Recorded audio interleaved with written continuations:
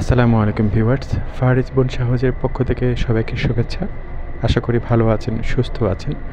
আজ আমরা দেখাবো মাটির পটের লোয়ার পার্টের একটি সাপোর্ট সংযোজন, অর্থাৎ পটের নিচের অংশে যে বাড়তি অংশটুকু থাকে, যেটাকে পটকে মেঝে থেকে একটু আলাদা করে একটা গ্যাপ তৈরি করে, সেটা একটা কৃত্রিম সংযোজন দেখাবো।